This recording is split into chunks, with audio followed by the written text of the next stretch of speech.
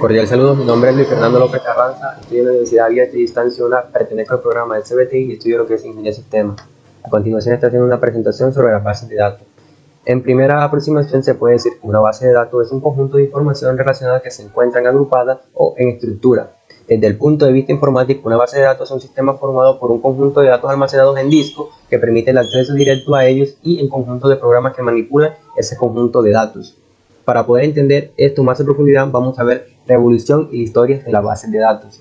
Entonces, en la década de los 1960, en esta misma época se dio iniciar la primera generación de bases de datos. Uno de los principales logros del año 60 fue la alianza en IBM y American Aerolíneas para el desarrollo de Sabre, un sistema operativo que manejaba las reservas de vuelos transaccionales e información sobre los pasajeros de la compañía americana Aerolíneas.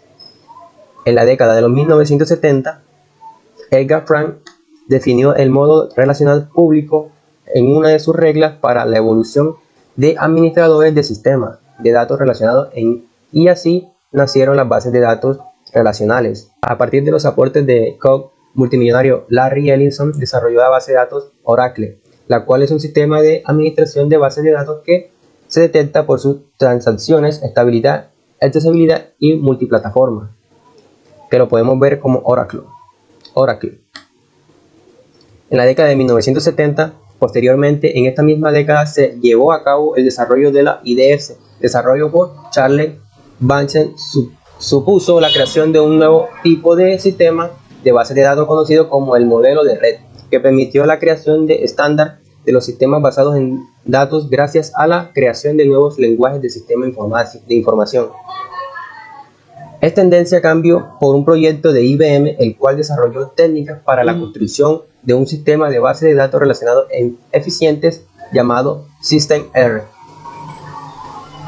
En la década de 1980, SQL comenzó a ser estándar en industria, ya que basaba la base de datos relacionales con un sistema de tablas, pudiendo competir con la base de datos jerárquica de la red. En la década de 1990, la investigación de bases de datos giró en torno a las bases de datos orientadas a objetos. Así se desarrolló las herramientas Excel y Access del paquete de Microsoft Office, que marca el inicio de la base de datos orientada a objetos. En la década de 1980 fue también en época cuando se empezaron a modificar las primeras publicaciones por ANSI, el lenguaje de SQL, y se empezó a agregar nuevas expresiones regulares, consultas recursivas, strings y algunas características orientadas a objetos. En el siglo XXI, la actualidad, las tres grandes compañías que dominan el mercado de las bases de datos, IBM, Microsoft y Oracle.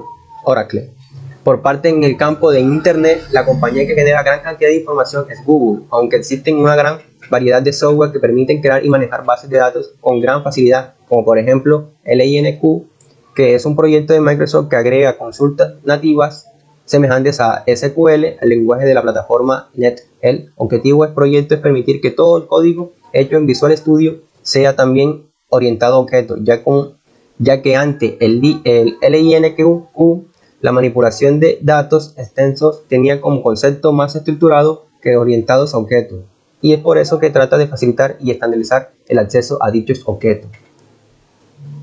¿Cuál es la tendencia de hacia dónde apuntan las bases de datos o qué herramientas se utilizan en la actualidad para su gestión o desarrollo? La tendencia actual respecto a las bases de datos está en total sintonía con el resto de las tendencias tecnológicas de la industria, puntualmente el crecimiento de datos generados a través de redes sociales y los dispositivos móviles, sino también extender esa capacidad para obtener, administrar y gestionar e integrar adecuadamente toda esa información generada de manera exponencial en el mundo de la red. Una de las herramientas más utilizadas es SQL.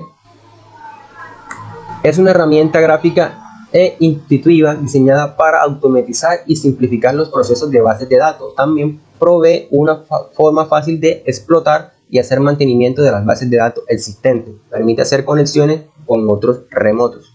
Un ejemplo donde se vea la utilización de las bases de datos. Un ejemplo puede ser la misma universidad, la institución de escolares que manejan grandes cantidades de bases de datos de los estudiantes, tanto como los maestros y docentes. Eso sería todo. Muchas gracias.